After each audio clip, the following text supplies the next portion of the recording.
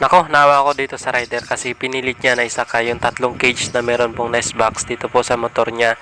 Although, okay rin naman na i-double book pero kaya niya naman daw. Inaalala ko pa rin yung safety ng rider. So, kahit medyo malapit lang yung pagdadala nito. So, sinecure na lang namin yung pagkatali. Nilagyan pa namin yan ng tape. Ganitong sakay okay lang kasi hindi naman to gaano mabigat. Hindi naman gaano kalaki. So, okay lang. Salud ako sa mga rider dyan na lumalaban ng patas. Sumaboy po kayong lahat. Maraming kumukuha sa atin ng cage at yung mga accessories dito. So, kapag mga ganito na malalaki at dalawa, nire-request ko doon sa mga rider, ako ang tumali para may tali ko ng ayos at may secure. Yung mga naipadala natin at mabenta dito sa atin, yung mga double easy type na double purpose, mabenta rin naman itong meron pong patungan na removable na easy type. Kung makikita nyo makaiba ito, pinapakita ko sa inyo. Meron tong removable na patungan ng nest box. So, yan, natatanggal po yan, left and right.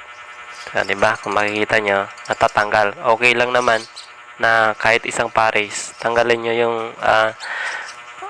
patungan ng nest box at saka yung divider. So, pwede nyo ilagay yung isang pares.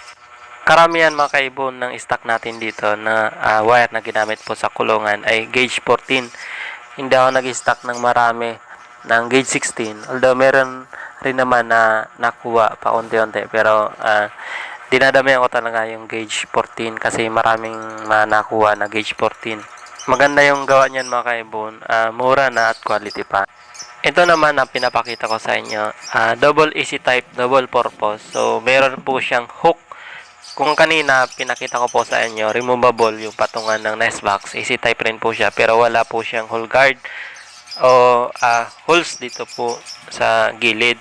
So, meron din siyang kasamang ceramic. So, set na to. Kinuha ni sir. So, maraming salamat sir. Para Muntinlupa.